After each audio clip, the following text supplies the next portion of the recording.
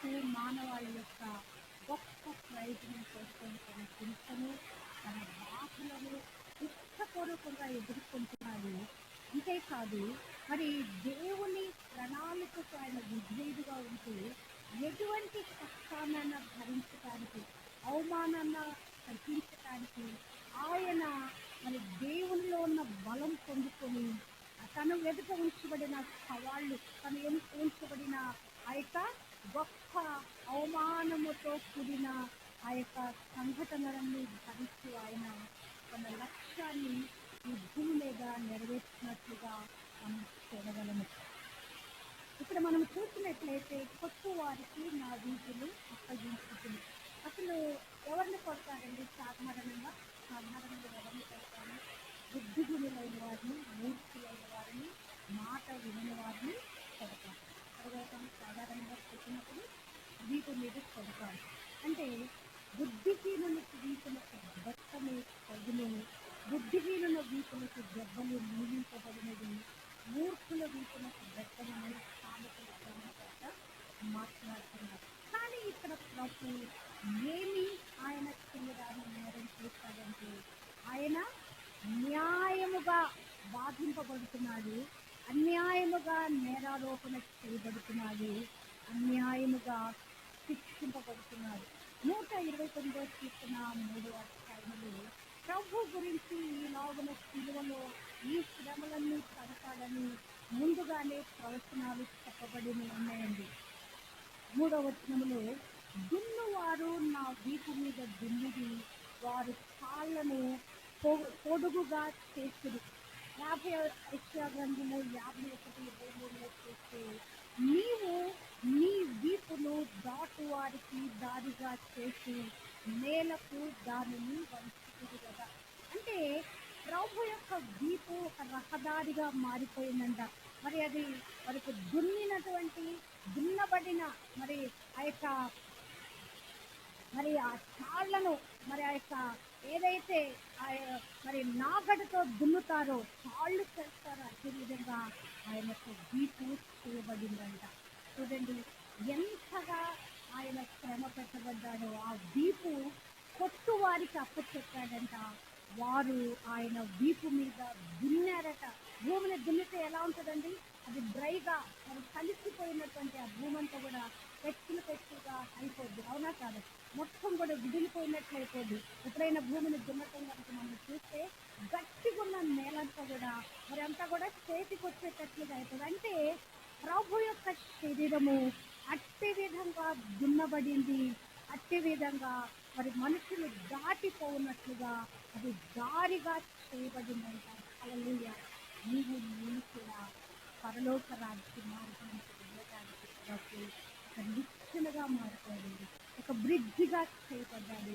ఆయన యొక్క శరీరాన్ని, ఆయన జీవితాన్ని ఆకాశానికి భూమికి మధ్య ఒక నిచ్చెన మీద వేలాడుతూ ఆయన వీపుని దున్నే వారికి ఒక మార్గంగా మరి ఆయన ఇచ్చినట్లుగా మనం చూడగలం. రెండవదిగా చూసినట్లయితే 6వ వచనంలోని వెంట్రుకలు పెరిచివేయి వారికి నా చెంపలను అప్పగించుకుని. అంటే అసలు ఈ చెంపలు పెరగటం అనేది ఎప్పుడైనా మీరు గమనిస్తారా? చెంపల్ని కత్తిరిస్తారు, వెంట్రుకలని తీసేయలేరు. తలలో ఉన్న ఒక వెంట్రుకనన్నా మనం ఈజీగా ఇట్లా లాగి తీసివేసి, కానీ ఈ యొక్క గడ్డం మీద ముఖం మీద ఉన్న వెంట్రుకలను మనం లాగలేము. చాలా నొప్పి, చాలా బాధ. తలలో వెంట్రుక లాగితేనే నొప్పి కలుగుద్ది. అదే చెంప మీద కనుక ఒక వెంట్రుక ఉన్నది దాన్ని లాగాలంటే చాలా కష్టమైన పని. ప్రభు ఎంత నొప్పికి ఆయన ఆ బాధను ఒప్పుకోవాల్సి వచ్చిందో. ఏం చేయబడిందట? మరి ఆ యొక్క ఆయన వెంట్రుకలు పెరిచివేయి వారికి నా చెంపలను అప్పగించుకుని. అంటే ఒక నిస్సహాయుడైన స్థితిలో, ఏమీ చేయలేని స్థితిలో ఆయన అక్కడ నిలబడినట్లుగా చూడగలము. ఎవరండి ఆయన? ఆకాశానికి భూమికి సృష్టికర్త అయిన వాడు. ఎట్లా ఉన్నాడంట? గొర్రె బొచ్చు కత్తిరించు అని ఎదుట మౌనం ఉన్నట్లుగా ఆయన మౌనం అయిపోయాడంట. ఆ వెంట్రుకలు కత్తిరించు వానికి మరి పెరికి వేయి వారికి చెంపలను అప్పగించాడట. ఎజ్రా గ్రంథంలో ఎజ్రా గ్రంథకర్త కూడా అక్కడ ఉన్నటువంటి ఇస్రాయేలీలందరూ యూదులందరూ కూడా అన్యులను పెళ్లి చేసుకొని పిల్లలను కన్నారట. ఆ విషయం ఆయనకి చాలా బాధ కలుగుద్ది. బైబిల్ గ్రంథం ధర్మశాస్త్రంలో వాళ్ళకి ఏం చెప్పింది, దేవుడు వాళ్ళకి ఏమి ఆజ్ఞ ఇచ్చాడు, మీరు ఎట్టి పరిస్థితుల్లో అన్యుల పిల్లలు పెళ్లి చేసుకోకూడదు, వాళ్ళకి ఇవ్వకూడదు. కానీ వీళ్ళేం చేస్తారంటే చెయ్యరాని ఘోరం చేసినప్పుడు ఆయనట ఎజ్రా 9:3 చూస్తే, ఈ సంగతి నేను విన్నప్పుడు నా పై దుప్పటి చింపుకొని నా తల వెంట్రుకలను నా గడ్డపు వెంట్రుకలను పెరికి వేసుకొని విభ్రాంతి పడి చూసుకుంటుంది. అంటే అది ఒక విభ్రాంతి కారణంగా, అరే చేయకూడని కార్యం చేసినప్పుడు అట్టి విధంగా వెంట్రుకలు కదా, కొంతమంది కోపం వచ్చినప్పుడు ఏం చేస్తారు, మరి బట్టలు లాగేసుకుంటారు, గడ్డం పీక్కుంటా ఉంటారు, జుట్టు పీక్కుంటా, అంటే ఒక మానసికమైన స్థితిలో విభ్రాంతి చెందినప్పుడు అట్టి విధంగా చేస్తారు. కానీ ప్రభు ఎలా ఉన్నాడండి, మరి ఆయన నవ యవ్వనస్తుడుగా ఉన్నాడు, 33.5 సంవత్సరాల పొరద్రూపుగా ఉన్నాడు. మరి ఆయన యొక్క వెంట్రుకలు పెరికి వేయబడతా ఉన్నాయి. మరి ఇంకా మనం చూసినట్లయితే మరి ప్రభు గురించి రాయబడిన ప్రవచనాలు యోబు గ్రంథము 16వ అధ్యాయము 10వ వచనములో, జనులు నా మీద తమ నోరు తెరుతురు, నన్ను తిట్టి చెంప మీద కొట్టుదురు, వారు ఏకీభవించి నా మీద గుంపకూడదురు. హల్లెలూయా. ఎవరు చేశారండి, ఎంతమంది చేశారు, ఒక్కరు పెరిగి వేశారా? కాదు, గుంపుగా దొమ్మిగా ఆయన మీద పడి ఆ చెంపలను పెరికి వేస్తున్నట్లుగా మనం చూడగలము. మరి విలాప వాక్యములో ఇర్మియా రాస్తాడు 3వ అధ్యాయము 30వ వచనములో, అతడు తన కొట్టువాని కట్టు తన చెంపను తిప్పవలను, అతడు నిందతో నింపబడవలను. ఎందుకు ప్రభువుకి ఈ అవమానమైన ఘోరమైన కార్యం జరిగింది? ఆల్రెడీ ప్రవచనం అక్కడ మరి వెలువడింది కనుక ఆ ప్రవచనం యొక్క నెరవేర్పు గురించి ఇక్కడ ఈ మాటలు, ఈ కార్యము ప్రభు జీవితంలో జరుగుతున్నట్లుగా మనం చూడగలము. అంటే ఈ చెంప మీద కొట్టుట అనేది సాధారణంగా మానవులకు కోపం వస్తే ఏం చేస్తారండి, మొట్టమొదటిగా చెంప పెళ్లి పంపిస్తారు. వీపు మీద కొట్టేది వేరు, శిక్షించేటప్పుడు ఒక శిక్షణలో చేసేటప్పుడు వీపు మీద దెబ్బలు వేస్తారు. చెంప మాత్రం కోపం వచ్చినప్పుడు మొదట అందుబాటు ఏముంటుంది, ఎదుటి వారికి అందుబాటు ఏముంటుంది, చెంప మీద కొడతారు. ప్రభు కూడా మన నిమిత్తంగా మనము చేసిన అవిధేయత అతిక్రమాల నిమిత్తంగా ఆయన చెంప మీద కొట్టబడ్డాడు. అంతేకాదు ఆ చెంప మీద ఉన్నటువంటి ఆ గడ్డము కూడా పెరికి వేయబడిన అంత బాధను ఆయన అనుభవించాడు. ప్రభు అంటున్నాడు, ఓకే నేను చెంప దెబ్బలు తిన్నాను, కానీ లోకంలో మీరు ఎలా జీవించాలని ప్రభు మాట్లాడుతున్నాడంటే, మత్తయి సువార్త 5వ అధ్యాయము 39వ వచనము, లూకా సువార్త 6వ అధ్యాయము 29వ వచనంలో చూసినట్లయితే, నీతో చెప్పినది ఏమనగా దుష్టుని ఎదిరించక నిన్ను కుడి చెంప మీద కొట్టువాని వైపునకు ఎడమ చెంప కూడా తిప్పుము. హల్లెలూయా. ఎవరైనా నిన్ను చెంప మీద కొడుతున్నారా, క్రీస్తు నామము నిమిత్తం క్రీస్తును మరి నమ్ముకుంటావా అని హింసిస్తూ కొట్టారా, వారి వైపు రెండో చెంప కూడా చూపించు. నేను ఇట్టి విధంగా సాత్వికుడుగా దీనుడుగా ఆ శ్రమను నేను అనుభవించాను, నీవు కూడా ఆ శ్రమను అనుభవించాలి. ఆ కొట్టు వారికి ఎలాగున నా వీపును అప్పచెప్పానో, ఎలాగున చెంపలు పెరిగి వేయవానికి, నా చెంప మీద కొట్టేవానికి, పిడిగుద్దులు గుద్దేవానికి నేను ఎలాగున మరి మౌనమైపోయి వాటినన్నిటినీ సహించాను, నీవు కూడా నా మాదిరిలో నడవాలని ప్రభు ఇక్కడ మాట్లాడుతున్నట్టుగా మనం చూడగలం. మూడో విషయం చూసినట్లయితే, ఎన్ని వేయి వారికి అవమానపరిచి వారికి నా ముఖము దాచుకొనలేదు. ఆయన ముఖం ఎటువంటి ముఖం అండి కదా, అతి కాంక్షణీయుడైన వాని ముఖము, 10 వేలలో అతి సుందరుడైన వాని ముఖము, ధవళవర్ణుడు రత్నవర్ణుడు కదా, అసలు ఆయన ఎంత అందగాడు. అటువంటి ఆయన ముఖము ఆయనట ఈ కొట్టే వారికి, అవమానపరిచే వారికి, ఆఖరికి వెన్ను వేసే వారికి కూడా దాచుకోలేదట. చూడండి కదా, మనం ఆఖరికి ఒక వ్యక్తికి అవమానము కలుగుతుందంటే మరి ముఖాన ఉమ్మి వేయించుకోవటం అంతకు మించి ఇక లీస్ట్ అవమానం ఉండదండి. చీక్ అని చెప్పేసి ముఖాన ఉమ్మి వేస్తారు చూడు, అదే లీస్ట్ అయిన అవమానం అనుకుంటాను నేను. పెట్టొచ్చు మరి రకరకాల బూతులతో, మరి రకరకాలైనటువంటి భయంకరమైన మాటలతో మాట్లాడచ్చు, దెబ్బలు కట్టవచ్చు. కానీ ఒక మనిషిని చీ అని మరి చీ కొట్టేటప్పుడు చేసే పనేంటి? ముఖాన ఉమ్మి వేయటం. ప్రభు ఆ అవమానాన్ని కూడా నీ నిమిత్తము, నా నిమిత్తము భరించిన. హల్లెలూయా. అసలు ఈ వచనాలన్నీ కూడా, ఈ మాటలన్నీ కూడా ప్రభు గురించి రాయబడిన ప్రభువే స్వయంగా ఈ మాటలు సువార్తలలో పలికినట్లుగా మనము చూడగలము. మార్కు సువార్త 10వ అధ్యాయము 34లో చూసినట్లయితే ప్రభు చెప్తున్నాడు, వారు ఆయనను అపహసించి ఆయన మీద ఉమ్మి వేసి కొరడాలతో ఆయనను కొట్టి చంపించెదరు. ఎలా కొట్టువారికి నా వీపు అప్పగించుకున్నట్టు ఎలా కొట్టారు ఆయనని? కొరడాలతో కొట్టారు. ఎన్ని దెబ్బలు కొట్టారు? 39 కొరడా దెబ్బలు కొట్టారు. ఆ కొరడా ఎటువంటిది? ఆ చివరి చూస్తే కనుక మరి దానికంట మరి ఈ యొక్క అద్దాలు అంటే మిర్రర్స్ అన్ని కూడా కలిపి ఒక ముద్దలాగా చేస్తుంటదంట. అది ఎలా ఉంటుందండి? గ్యాస్ అనేది ఎలా ఉంటుంది? కోసుకుపోయే విధంగా ఉంటుంది. అది ఒక గుండ్రంగా ఒక బాల్ లాగా చేసి దాన్ని చివరగా తగిలిస్తారంట. కొక్కిగా తగిలించినప్పుడు అది వీపు మీద కొట్టినప్పుడు చర్మమంతా కూడా ఆ నాగటి ఎలాగున వెళుతా ఉంటే భూమి అంతా రెండు వైపులకు వెళ్ళిపోద్దో అట్టి విధంగా ఆ శరీరం అంతా కూడా చాలాగా చేయబడిందంట. ఎక్కడ ఆ కొరడా దెబ్బ పడిందో అక్కడంతా శరీరము ఊడి వచ్చేసిందంటండి. హల్లెలూయా. ఉమ్మి వేయి వారికి, అవమానపరచు వారికి నా ముఖము దాచలేదు అంటే ఆయనని ఎలా అపహసిస్తారట? ఉమ్మి వేసి కొరడాలతో ఆయన కొట్టి చంపుతారు. మరి 18:32 లూకాల్లో కూడా రాయబడిన మాట, ఆయన అన్యజనులకు అప్పగింపబడును, వారు ఆయనను అపహసించి అవమానపరిచి ఆయన మీద ఉమ్మి వేసి అదే విధంగా కొరడాలతో కొట్టి చంపుతారని ఇక్కడ కూడా లూకా సువార్తికుడు రాస్తున్నట్లుగా మనము చూడగలము. ఇంకా వాళ్ళు ఏం చేశారంట? మత్తయి సువార్త 26, 67, 68లో చూస్తే వారు ఆయన ముఖం మీద ఉమ్మి వేసి ఆయనను గుద్దిరి.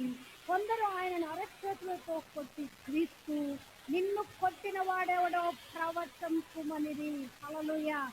ఒక 10 మంది కలిసి కొడతా ఉన్నారు, గుద్దుతూ ఉన్నారు, ఒకరు చెంపలు తీసేస్తా ఉన్నారు కదా. రకరకాలుగా హింసిస్తూ, నిన్నెవరు కొట్టారో చెప్పు, నీ చెంపలు ఎవరు పెరిగి వేస్తారో చెప్పు, నీ మీద ఎవరు ఉమ్మి వేస్తారో చెప్పు అని చెప్పి ఇట్టి విధంగా ఆయన అపహాస్యం చేస్తూ, అవమానం చేస్తూ ఎవరు కొట్టారో ప్రవర్తించమని చెప్పారట. మరి అరచేతులతో ఆయన కొట్టారంట.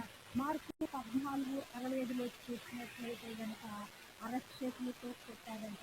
అంతేకాదు, ముందుగా ఆయన రాజుగా సిద్ధపరిచారంట.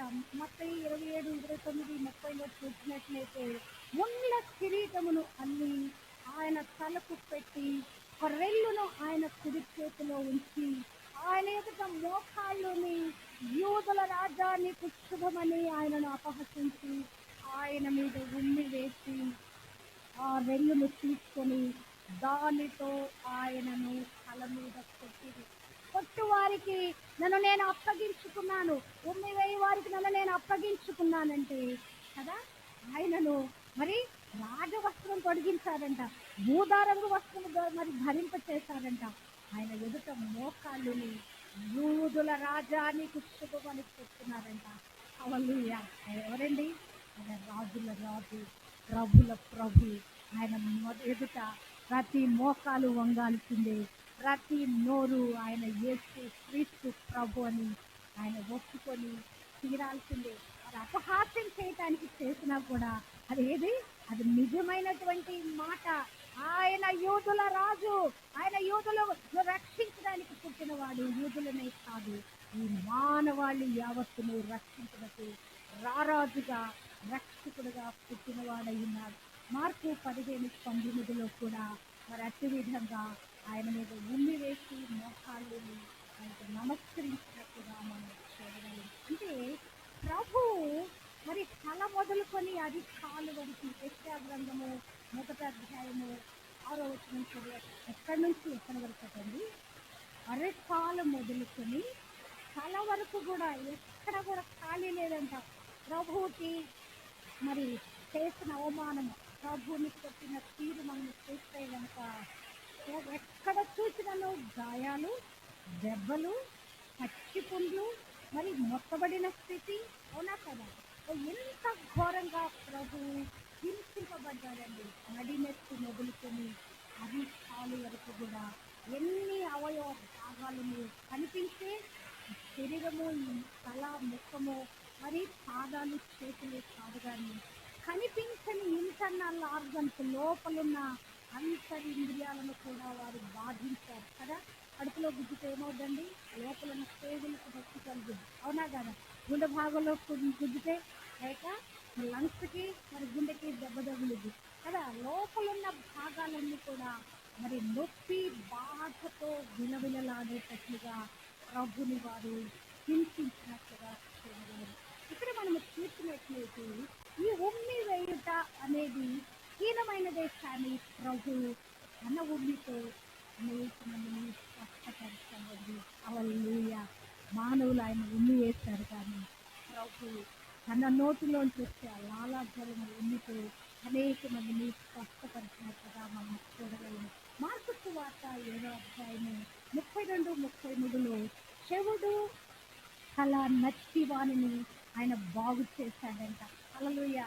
మరి మార్కు సువార్త 8:22లో చూస్తే కనుక ఒక గుడ్డివాణిని మరి ప్రభు దగ్గరికి తోడుకొని వస్తే ఆ గుడ్డివాణి చెయ్యి పట్టుకొని ఆయనకు వారి కన్నుల మీద ఉమ్మి వేసి వాని మీద చేతులుంచి అతను స్పష్టపరిచినట్లుగా మనం చూడగలము. హల్లెలూయా. మూడవదిగా చూస్తే యోహాను సువార్త 9వ అధ్యాయము 6వ వచనంలో పుట్టి గుడ్డివాడిని కదా ఆయన ఏం చేశాడు, నేల మీద ఉమ్మి వేసట ఆ ఉమ్మితో బురద చేసి వాని కన్నుల మీద బురద రాసి వెళ్ళి సిలోయమని కోనేటికి వెళ్ళి నీ కళ్ళు కడుక్కో, నీకు చూపు వస్తుంది అని చెప్పాడు. అంటే ప్రభు యొక్క ఉమ్మిలో ఎంత శక్తి ఉందో చూడండి. హల్లెలూయా. యేసు రక్తములో శక్తి, ఆయన మాటలో శక్తి, ఆయన వాక్యములో శక్తి, ఆఖరికి ఆయన ఉమ్ములో కూడా శక్తి ఉన్నది. హల్లెలూయా. నిన్ను నన్ను బాగు చేసే శక్తి ఆ ఉమ్మిలో ఉంది. అంతేకాదు మానవుని యొక్క నోటిలో కూడా దేవుడు ఆ ఉమ్మికి శక్తి పెట్టారండి. ఇవాళ రేపు మెడికల్ సైన్స్ ఏం చెప్తుందంటే మరి ఉదయం నిద్ర లేవగానమాట మనము మరి ఉమ్మి వేసేయకూడదంట, ఉమ్మి కట్టువేయకూడదంట, నీళ్లు తాగాలంట. నీళ్లు తాగినప్పుడు ఈ లోపలున్న బ్యాక్టీరియా మన డైజెస్ట్ సిస్టంలోకి వెళ్ళి అది ఉపయోగకరమవుతుంది. అంటే నిద్ర లేచేటప్పటికి మన నోటిలో ఉన్న ఉమ్మి కానీ లాలాజలం కానీ మన యొక్క ఇమ్యూనిటీ పెంచుద్దండి.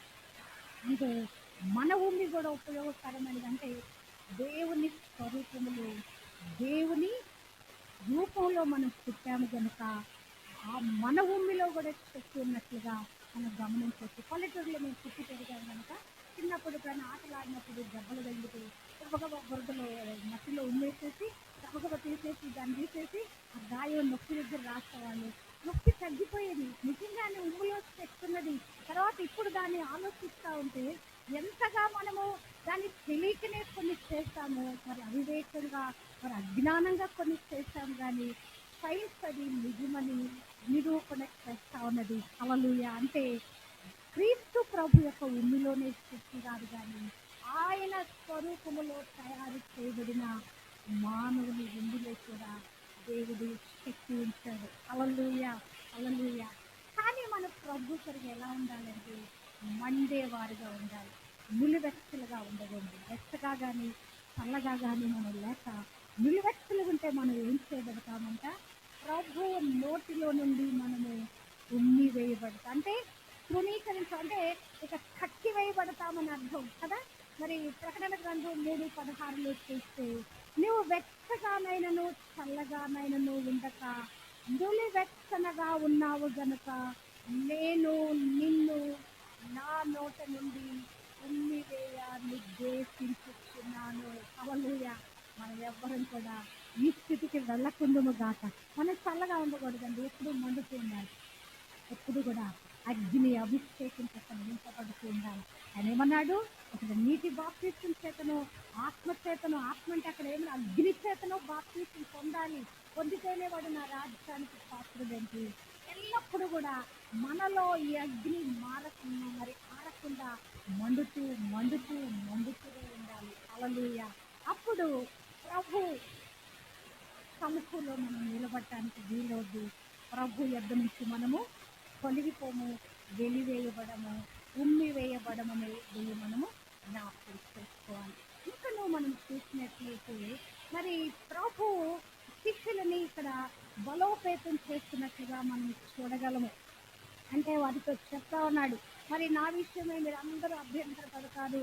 ఎలా అభ్యంతర పడతారని మనం చూస్తే కనుక మత్తయి 26:31, మార్కు 14:21 మనము చూసినట్లయితే మరి 24:30 మత్తయిలో కూడా అక్కడ రెండు సందర్భాల్లో చూస్తే మరి అక్కడ శిష్యులని ప్రభు బలోపేతం చేస్తున్నాడు. ఇదిగో మరి గొర్రెల కాపరి కట్టబడబోతున్నాడు. గొర్రెలన్నీ చెదిరిపోయి పరిస్థితి రాబోతుంది. మత్తయి 26:31, మార్కు 14:27 గొర్రెల కాపరిని కొట్టుదును, గొర్రెలు చెదరిపోవునని రాయబడి. ఎందుకు ఈ శ్రమలన్నీ ఎందుకు కలుగుతున్నాయి? ప్రభు ఆ శిష్యులు కట్టుకోలేక చెదరిపోయే సందర్భంలో ఆయన మీరందరికీ చెప్తా ఉన్నాడు, అది ఇలాగున జరగబోతుంది కనుక మీరు జాగ్రత్త పడండి. అయినా కూడా నేను 3వ దినాన నేను లేస్తాను, నా విషయం మీరందరూ అభ్యంతర పడతారు. మత్తయి 29:19 అంటాడు, అయినను 3వ దినమున ఆయన మరలా లేచును. ఇంత శ్రమ పెట్టబడి, అపహసించబడి, మరి ఉమ్మివేయబడి, కొరడాలతో కుట్టించబడి, ఆఖరి రక్తబొట్టు కారిపోయారు, చనిపోయాడంటే ఆయనేమి మరి ఆ చనిపోవటం వ్యర్థం కావటం లేదండి. ఆయన తిరిగి లేస్తున్నాడు. హల్లెలూయా. ఎందుకు వచ్చాడు అసలు ఆయన? ఈ శ్రమలన్నీ ఎందుకు అనుభవించాడు? తన దీనత్వాన్ని, తన సాత్వికత్వాన్ని లోకానికి చూపించడానికి. మన దేవుడు ఎవరండి? రోషము కలిగిన దేవుడు మన దేవుడు. మరి ఆయన మరి ఎంతో మహిమ గల దేవుడు, భయంకరుడైన దేవుడు. ఆయన ఉగ్రపు చాలగలిగిన వారు ఎవరూ లేరు. కానీ ఆయన ప్రేమామయుడు, కరుణామయుడు, క్షమించుటకు సిద్ధ మనసు గల దేవుడని ఆయన రుజువు చేస్తున్నట్లుగా మనం చూడగలము. హల్లెలూయా. ఒక్క దినాన ఈ ప్రభుని ప్రపంచం యావత్తు చూడబోతుందండి. హల్లెలూయా. ఇప్పుడు తృణీకరించారు ప్రభుని అందరూ కూడా మరి ఇటు విధంగా అవమానపరిచారు, నిందించారు కదా. మనము చూసినట్లయితే మత్తయి సువార్త 24:30 తర్వాత ప్రకటన 1:7 చూస్తే కనుక మనుష్య కుమారుడు ప్రభావముతోను మహామహిమతోను ఆకాశ మేఘారూఢుడై వచ్చుట చూసి భూమి మీదున్న సకల గోత్రముల వారు రొమ్ము కొట్టుకొందురు. మత్తయి 24:30, ప్రకటన 1:7 రాయబడిన మాట, ప్రకటన 19:15 రాయబడిన మాట. అనుకున్నారు, ప్రజలేమనుకున్నారు? ప్రభుని మేము శిక్షించావు, ప్రభుని మేము సిలువకు అప్పచెప్పావు, ప్రభుని మేము మరణానికి అప్పచెప్పావు అనుకున్నారు. కానీ ఒక్క దినాన వారందరూ కూడా ప్రభు మేఘారూఢుడై రాబోతూ వాళ్ళు చూడబోతున్నారు. అదే మాటలు అపోస్తల కార్యం 1:8 రాయబడినట్టుగా మనం చూడగలము. అంటే ప్రభు ఇన్ని శ్రమలు పట్టడానికి కారణం ఒక్కటేనండి, మానవాళి అయిన మనలను ఆయన తన యొక్క మరి ఆ శ్రమల ద్వారా మనందరినీ కూడా ఆయన స్వారీతులకు మార్చడానికి. ఆయన పడిన అవమానాలు ప్రతి ఒక్కరికి ఏదో ఒక రూపంలో వస్తాయి. ఆ కష్టాలు, ఆ బాధలు, ఆ వేదనలు ఆయనకేమో మరి లోక రక్షణ కొరకు, లోక కళ్యాణం కొరకు ఆయనకి శ్రమలు వచ్చి, మన కుటుంబ జీవనంలో మనకు అనేకమైన శ్రమలు వచ్చి అయినను శిలువ మీద వేలాడిన ప్రభుని చూసి మనము ముందుకు కొనసాగాలి. 12:2 మరి యొక్క హెబ్రీయులకు రాసిన పత్రికలో మనం చూసినట్లయితే ఆయన శిలువను సహించాడంట, అవమానమును నిర్లక్ష్య పెట్టాడంట. నిర్లక్ష్య పెట్టి ఆయన దేవుని సింహాసనం యొక్క కుడి పార్శ్వమున ఆసీనుడై ఉన్నాడంట. నీవు నేను కూడా ఈ శ్రమలను సహించామా? మనము కూడా ఏమవుతాం? ఒక్క దినాన ఆ సింహాసనంలో కూర్చుండే వారిగా మనము చేయబడతారు. హల్లెలూయా. మరి ఆ 7వ వచనం చూసినట్లయితే, ప్రభువైన యెహోవా నాకు సహాయం చేయువాడు గనుక నేను సిగ్గుపడలేదు, నేను సిగ్గుపడనని ఎరిగి నా ముఖమును చెకుముకి రాతి వలె చేసుకుంటుని. హల్లెలూయా. తప్పనిసరిగా నా తండ్రి అయిన దేవుడు నాకు సహాయం చేస్తాడు. నన్ను ఈ సిలువలో మరణానికి అప్పచెప్పిన లోక పాపములన్నీ నా మీద మోపబడిన ఇది నేనేం చేయబడబోతున్నాను? విజయ వీరుడుగా లేపబడబోతున్నాను. నా తండ్రి నాకు సహాయం చేస్తాడు. నేను అక్కడ మరణించి ఆ పాతాళములో ఉండను. మరి కీర్తన 16వ అధ్యాయంలో రాబడినట్లుగా నీ పరిస్థితులు నువ్వు కుళ్ళు పట్టనియవు కదా. ఆ జీవ మరణాన్ని నుంచి నన్ను తిరిగి లేపుతావని రాయబడిన మాటల ప్రకారంగా నా దేవుడు నన్ను సిగ్గుపరచడని మరి నేను ఎరిగి ఉన్నాను కనుక ఆయన ఏం చేస్తున్నాడంట, తన ముఖమును చెక్కుముకి రాతి వలె చేసుకున్నాడంట. హల్లెలూయా. చెక్కుముకి రాతికి అర్థం ఏంటంటే వజ్రానికంటే ఒక మెట్టు తక్కువ. వజ్రానికంటే ఒక మెట్టు తక్కువ అంట. అంటే వజ్రము ఎంత తప్పుగా ఉంటుందో, వజ్రాన్ని కట్టాలంటే చాలా కష్టమైన పని అండి. ఆ వజ్రానికంటే తక్కువగా ఉన్నటువంటి అంత కఠినమైన అంత తప్పుగా ఉంటే ఆ రాయి వలె నా ముఖాన్ని చేసుకున్నానంటే ఇక ఎటువంటి అవమానమైన చెంపలు పెరికేస్తారా, అవమానపరుస్తున్నారా, ఉమ్మి వేస్తున్నారా, నా తల మీద కొడుతున్నారా, వీపుని చాటగా చేస్తున్నారా, ఇవన్నీ నేనేం పట్టించుకోక నేను ఒకటే చూస్తా ఉన్నాను. సిలువని సహించడానికి ఒకటే కారణం ఏంటంటే మరి నా ఎదుట సింహాసనం ఉంది. ఆ సింహాసనం ఎదురైన ఆశీనుడును కాబోతున్నాను కనుక ఈ సిలువంతా కూడా సిలువస్త్రమంతా ఈ అవమానం అంతా నేను సహిస్తున్నాను. ఈ వాక్యం ద్వారా దేవుడు మనతో ఏం మాట్లాడుతున్నాడు? నీవు కూడా సహిస్తే నీవు కూడా ఏలేవాడిగా ఉంటావు, నీవు కూడా సింహాసనాసనుడిగా ఉంటావు. చిన్న సాక్ష్యం పెట్టి నేను ముగిస్తాను. ఒక రోజున ఈ యొక్క మరి గృహంలో నేను ఎక్కడానే ఉన్నాను. అది ఒక వ్యక్తి వచ్చి మరి చాలా సభ్యంగా మాట్లాడుతున్నాడు. అంటే ఒక స్త్రీగా భరించలేనటువంటి మాటలు అంత భయంకరంగా మాట్లాడుతూ ఉన్నాడు. నా లోపల రోషం వస్తుంది, బ్లడ్ బాయిల్ అవుతుంది. అసలు ఆ మాటలు విని మనం చచ్చిపోతాం. ఆ మాటలు చేసిన మనం ఏమైపోతాం? అంత భయంకరమైన మాటలు మాట్లాడుతుంటే అవమాన భారంతో చచ్చిపోయే పరిస్థితి లోపల నుంచి నాకు ఈ వాక్యం వినబడుతుంది. ఆయన తన ముఖమును చెకుముకి రాత్రిలో ఎత్తుకుని అనే మాట నా లోపల నుంచి స్వరం వినపడతా ఉంది. వినపడినప్పుడు నేను థ్యాంక్స్ ఫీల్ అవుతున్నాను. ఆయన తన ముఖమును చెకుముకి రాత్రిలో ఎత్తుకున్నాను. ఎందుకు చేసుకున్నాడు? తన ఎదుటిన్న సింహాసనాన్ని దిక్కుంటాడు. శ్రమ తర్వాత, అవమానం తర్వాత, నింద తర్వాత తిరిగి ఆయన ఏం చేయబోతున్నాడు? విజయ వీరుడుగా ఆయన మార్చబడబోతున్నాడు. కనుక నా జీవితంలో కూడా ఈ యొక్క మాటలు, ఈ నిందలు, ఈ అవమానానికి నేను భయపడద్దు, బెదిరిపడవద్దని నా లోపల నుంచి ఆ స్వరము నన్ను ఎంతగా బలపరిచిందంటే, ఎంత చనికొచ్చిందంటే, ఎంత విశ్వాసము నా లోపల ఎదురించిందో చెప్పద్దు. హల్లెలూయా. కనుక అట్టి విధంగా ఆ శ్రమ తీరిపోయింది, తిరిగి నా అవమానము నా నింద కలిగిపోయింది. ఈ దినము నేను సజీవురాలుగా ఉంది దేవుని సేవా పరిస్థితుల్లో ముందుకు వెళ్ళటానికి దేవుడు కృప దయచేస్తాడు. ఒకవేళ అది అవమానము నిందని నేను ఓర్చుకోలేక ఏ ఆత్మహత్య తలపెట్టేసి, అవునా కాదా? అబ్బా ఎందుకు ఈ బ్రతుకు, ఏ రైలు కింద తలపెట్టి చచ్చిపోదాం, ఇంకా ఏదో ఒక విధంగా ఉరేసుకుంటే అంత భయంకరమైన పరిస్థితి. కానీ ప్రభు తన ఎదుట ఉంచబడిన సింహాసనం కొరకు అఖిలేశ్వరం సహించారు. నీవు నేను కూడా అఖిలేశ్వరం సహిద్దాము. ప్రభు పొందుకున్నటువంటి ఆ విజయాన్ని మన జీవితంలో కూడా పొందుకుందాము. 23వ దినపు వర్తమానము ఈ వాక్యము ద్వారా మన ఆత్మలను దేవుడు బలపరచును గాక, ధైర్యపరచును గాక. ఈ విశ్వాస యాత్రలో మనను ముందుకు కొనసాగించను గాక. దేవునికి మహిమ కలుగును గాక. ఆమేన్.